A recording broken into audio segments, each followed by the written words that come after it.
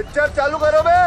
12 सालों में सरकार है। मैं आरएसएस के भी साथियों से जरूर ये बात पूछना चाहता हूँ, क्या 12 साल में क्या कभी यही मोहन भागवत जी ने या बाकी लोगों ने परीक्षा सुधार पर कभी कोई चर्चा करने का प्रयास किया?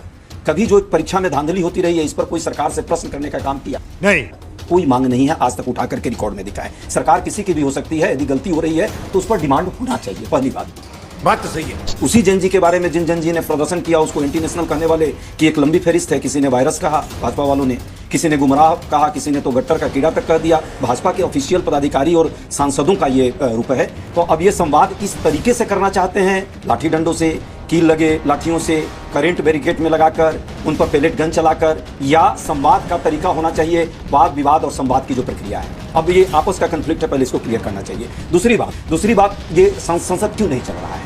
सिर्फ दो बातें हैं। बार बार हम एक मांग कर रहे हैं कि प्रधानमंत्री जी, गृह मंत्री जी संसद में आए, बात रखें। ये मंदिर है लोकतंत्र का, खुद कहते हैं और सच्चाई है। क्या उस मंदिर में आने से डर लग रहा है या वो मंदिर अहंकार में नहीं आना चाहते हैं?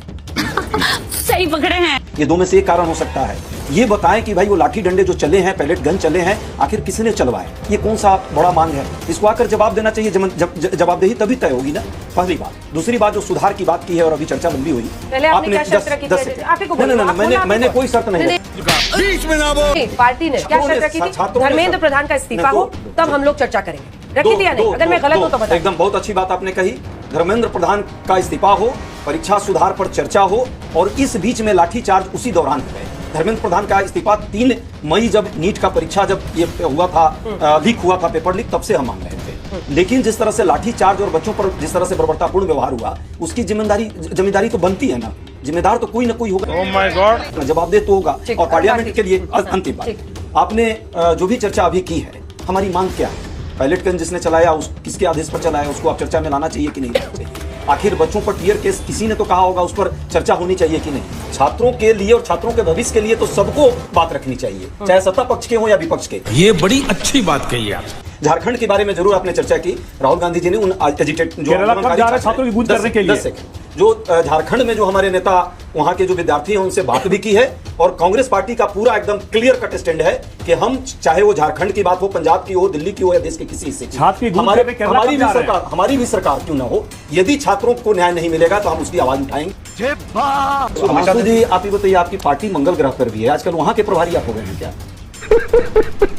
क्यों भाजपा? बताइए इसका तर्क इसलिए कह रहा हूं कि आज भी डोनेशन का हाल प्राइवेट इंस्टीट्यूशन जो है, मेडिकल कॉलेजेस, उसका जाकर मुझे बताइए डोनेशन वाले पंजाब के नेताओं जुड़े हुए हैं। दूसरी बात, इन्होंने कहा वोट चोरी से संबंध नहीं।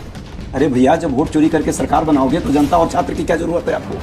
आप क्रोनोलॉजी समझ लीजिए। उसके वोट की जरूरत नहीं है, तभी तो उसे संवाद नहीं कर रहे थे, धर्मिता अपने अपना रहे थे। पहले ढंग तक छात्रों पर चलाया, इसलिए क्योंकि वोट चोरी नहीं। समय समाप्त हो रहा है। सिर्फ 2 लाइन का कमेंट में सबसे रुक गया। बस हवा निकल गई। आप नफरत हिंदू मुस्लिम की राजनीति बंद कीजिए। छात्रों का सुधार का मामला है, शिक्षा व्यवस्था में कैसे सुधार होगा, कैलेंडर हो, एग्जामिनेशन का, इस पर ध्यान दीजिए। फी स्ट्रक्चर कम हो, और प्राइवेट सेक्टर के बदले पब्लिक सेक्टर के जो कॉलेजेस और स्कूल जैसे आपने 1 लाख बंद किए, उसको फिर से शुरू कीजिए। ये डिमांड है, इससे शिक्षा व्यवस्था सुधरेगी। राहुल गांधी जी को पार्लियामेंट में बोलने नहीं दिया आप लोगों ने, और प्रधानमंत्री और होम मिनिस्टर को तो आने की जरूरत नहीं, आते तब सुनते।